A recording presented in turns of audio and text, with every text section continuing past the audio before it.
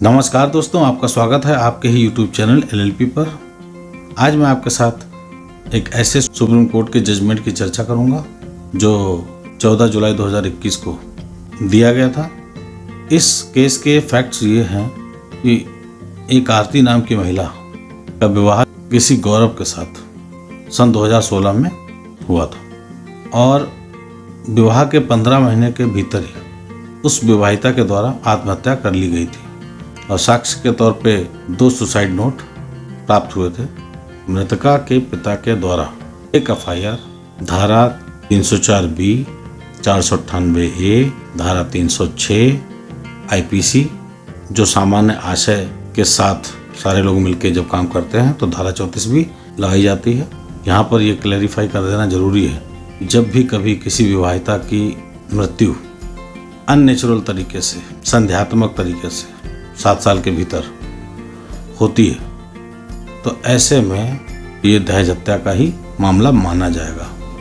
ये उपधारणा भारतीय साक्ष्य अधिनियम धारा 113B के तहत की गई है और जो दहेज प्रतिषेध अधिनियम की धारा 3 और 4 है उसमें जो दहेज से संबंधित कानून है, जो मांग जांच की जाती है उसके संबंध में दंड देने की व्यवस्था है। धारा 306 ये किसी व्यक्ति को आत्महत्या के लिए आप बार बार उकसाएं, आप ऐसी परिस्थिति उत्पन्न कर दें उसके सामने कि वो आत्महत्या करने को मजबूर हो जाए। ऐसा जिस भी तरीके से किया जा सकता है उन सब मामलों को ध्यान में रखा जाता है। और एक बात, धारा 498 जो क्रूरता के संबंध में बात करती है और पनिशमेंट निर्धारित करती है, ये ट्रायल निचली अदालत में चल रहा था जब ये सेशंस जज के सामने एक एप्लीकेशन लगाई जाती है सास ससुर की तरफ से कि धारा 306 में इन्हें बरी कर दिया जाए, तो सेशन जज के द्वारा इस एप्लीकेशन को खारिज कर दिया गया और उसका आधार यह था कि जो गवाहों के स्टेटमेंट्स थे, जो बयान थे, जो सुसाइड नोट थे, इन सब से ये साफ पता चल रहा था कि प्राइमा फेसी कोई अपनी जान इस तरह से नहीं गंवाता। हर आदमी को अपनी जान प्यारी होती है, लेकिन उसके सामने जब ऐसी परिस्थिति आप पैदा कर देंगे तो निश्चित तौर पे वो किसी भी तरफ दिमाग को ले जा सकती है। तो सेशन जज के द्वारा जो ये एप्लीकेशन इनकी खारिज की गई, इसके खिलाफ में इन्होंने बॉम्बे हाई कोर्ट में केस डाला और वहाँ पर अपनी बात रखी। सास ससुर की तरफ से जो एप्लीकेशन लगाई गई उसमें ये कहा गया कि हमें बरी कर दिया जाए। ऑनरेबल हाई कोर्ट के समझ में ये बात आ गई।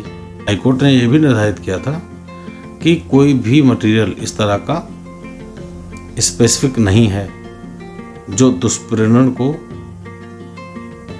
इंगित करता हो, यानी कि धारा 107 को अट्रैक्ट करने वाली चीज़ होनी चाहिए, क्योंकि दुष्प्रेरण के संबंध में वही चीज़ कहती है। और उन्होंने इनकी बात को मान लिया और ये धारा 306 तो वो उन्होंने हटा दी। इसी के खिलाफ स्पेशल लीव पिटीशन जो की जाती है ऑनरेबल सुप्रीम कोर्ट में आर्टिकल 136 के तहत, तो वो क्रिमिनल साइड में इनको की गई। तो जब इनकी special leave petition criminal side में ग्रांट कर ली गई तो ऐसे में क्रिमिनल अपील में केस कन्वर्ट हो गया। तो क्रिमिनल अपील 601/2021 को सुना गया ऑनरेबल सुप्रीम कोर्ट के द्वारा और उसमें दोनों पक्षों के द्वारा अपनी अपनी बात रखी गई। जो मृतका के पिता की तरफ से सबमिशंस किए गए उसमें यही कहा गया कि धारा 304B का जब आरोप सास ससुर पर जब लगा हुआ है तो धारा 306 में डिस्चार्ज नहीं किया जा सकता। हाँ, कानूनन यदि कोई परिस्थिति ऐसी आती है तो धारा 304B के तहत तो इन्हें बरी किया जा सकता है, लेकिन इसका उल्टा नहीं हो सकता, यानी कि 306 में आपको बरी नहीं किया जा सकता है प्रिंसिपल के तौर पर। ऑनरेबल सुप्रीम कोर्ट ने उसे माना। जिस जजमेंट का हवाला दिया गया वो जजमेंट है भूपेंद्र राय वर्सेस मध्य प्रदेश राज्य 2014 का जजमेंट है।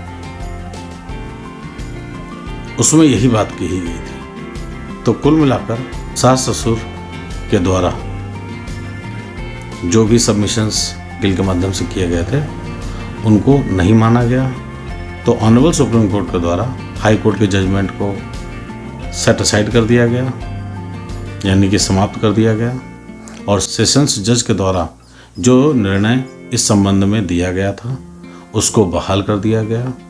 और इसका साफ साफ मतलब यह है कि वो बरी नहीं किए गए और उन्हें ट्रायल फेस करना होगा और दुष्परिणाम होंगे वो उन्हें भुगतने पड़ेंगे, क्योंकि मामला संगीन किस्म का है। तो अभी तक के लिए इतना ही, फिर मिलते हैं एक नए वीडियो के साथ। तब तक के लिए धन्यवाद।